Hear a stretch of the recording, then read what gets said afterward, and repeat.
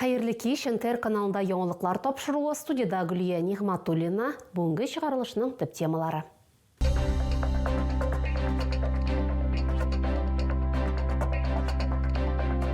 Истәлекле дата.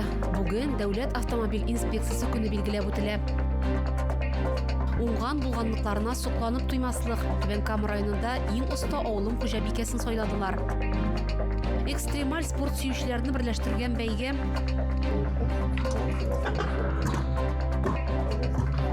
Айда паркында велосипед, скейтборд һәм самокатта йөрү буенча ачык ярыш узды. Бәйрәмгә чакыралар. Яшьләр көнендә популяр артистлар чыгыш ясаячак. 90 ел иминлек сагында бүген Дәүләт автомобиль инспекциясы көне билгеләп үтелә. Түбән Кама полициясының шәхси составы истәлекле дата уңайыннан монументка чәчәкләр салдылар. Эш вазифаларын башкару вакытында һәлак булган хезмәттәшләрен инспекторлар 1 минут тынлык белән искә алдылар һәм үз гомерләре бәрабәренә юлларда куркынычсызлыкны тәэмин итүчеләргә хөрмәт күрсәттеләр. ДАИ хезмәтенең 90 еллыгына багышланган хөрмәт юлы акциясе да узды. Патруль автомобильләре белән мотоциклчылар композиция төзеделәр. Бу хәрәкәттә катнашучыларның бердәмлеге һәм җаваплылыгы символы. Чара иҗтимагый совет белән мотоберләшмә тарафыннан оештырыла. Утын да ярдылар, мунча себеркесе дә бәйләделәр, бакча карашкычы да ясадылар. Түбән Кама районында иң оста авылым хуҗабикәсен сайладылар. Аларның нәзакәтлегенә, уңган булганлыкларына сокланып туймаслык ди жюри әгъзалары бер тавыштан. Районда әлеге конкурс 9-нчы тапкыр оештырыла. Быел әлеге чарада 14 гүзәл зат көч сынашты. Бәлеш табын түрендә була һәр вакытта да. Эшпишмаклар, чәк-чәк шәешергә, кыймаклар, барлык татар халкы пешерә торган ризыкларны пешерәм инде. Табын тулы сый нигъмәт күренеп тора. Түбән Уратма авылында яшәүче Лидия Гурьянова тырышкан эшпишмак, кыймак, чәк-чәк дисеңме? Жюри әгъзалары кайбер ризыкларның рецептлары белән дә кызыксына. Аш-су осталыкларыннан кала хуҗабикә чәчәкләр дә үстерергә ярата икән. Каян килдегез сез безгә, батмаенча диңгезгә. Кызыл Чапчак авылы алачыгында да бәйрәм кәефе. Кунаклар килүенә Бриллиант Фәттахова ныклап әзерләнгән. Өйнең төп күрке 90 яшьлек Мәнүсә апа киленен мактап туя алмый. Төп йортта бергәләп яшиләр.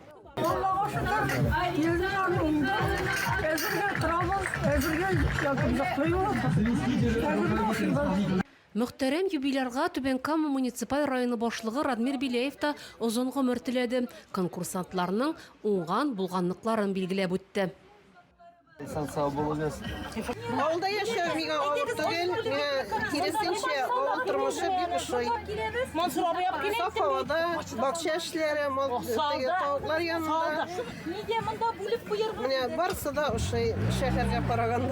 Хуҗабикәләр үз алачыкларын кордылар. Монда ачык һавада татар йортын күрергә, көн күрешен чагылдырган күргәзмәләр белән танышырга, тәм-томнардан авыз итәргә була. Һәркем жюри әгъзаларын шаккаттырырга тырышты. Щи у нас сегодня русский, со сметанкой домашней. Быел авылым хуҗабикә конкурсында 14 гүзәл зат катнаша. Алар барысы да үз җирлекләрендә сайлап алу туры үткәннәр. Хәзер жюри әгъзаларына иң уңган, сәләтле, абруйлы хатын-кызны сайлыйсы кала. Авыл хуҗабикәләре бит, алар иң яхшылар, иң тырышлар монда бүген бит. Алар өйдә эштә дә эшлиләр, өйдә бәрәңгесендә утыралар, яшелчәсендә үстерәләр, малын да карыйлар, сыерын да савалар, кәҗәсен дә савалар. Барсы белән дә заниматься итәләр.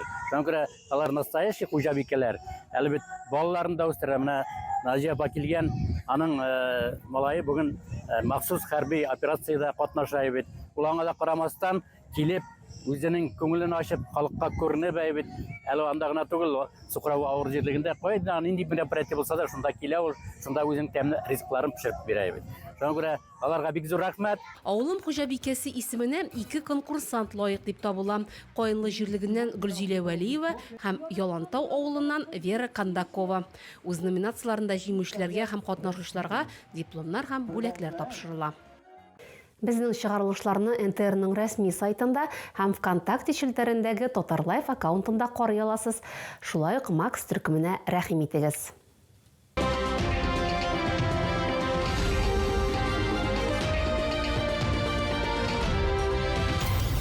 Зур тизлек һәм адреналин яратучылар бер мәйданда. Түбән Камада велосипед, скейтборд һәм самокатта йөрү буенча ачык ярыш узды. Экстремаль спорт сөючеләрне берләштергән бәйгегә Әлмәт, Ярчаллы һәм Түбән Камадан яшьләр җыелды. Катнашучылар төрле дисциплиналарда үз осталыкларын күрсәттеләр. Кайбер чыгышларны бергәләп карыйк. Булат Садыков өчен экстремаль спорт яраткан шөгыль генә түгел, тормыш рәвешендә ул махсус җиһазландырылган велосипедта төрле трюклар башкара. Озынлыкка да, биеклеккә дә сикерә. Тәҗрибәсе шактый 5 елдан артык. Падал, вставал, много бился. Йыгылган чаклар да күп булды. Яңадан торып дәвам иттем, бик тырыштым. Бүген дә җәрәхәт белән чыгыш ясарга туры килде. Шулай да нәтиҗәдән канәгатьмен. Тамашачыларга да бик ошады дип белдерде ярышта катнашучы. Айда паркында велосипед, скейтборд һәм самокатта йөрү буенча ачык ярыш үткәрелде. Экстремаль спорт сөючеләрне берләштергән бәйгедә Әлмәт, Ярчаллы һәм Түбән Камадан яшьләр катнашты. Алар төрле дисциплиналарда үз осталыкларын күрсәтте.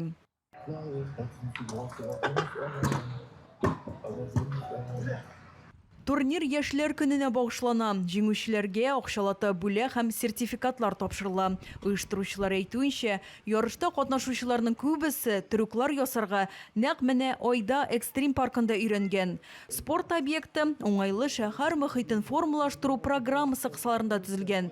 Шуннан бирле монда кешенең изелгәне дә юк. Альбина Вәлиева, Анжелика Степанова, НТР яңалыклары.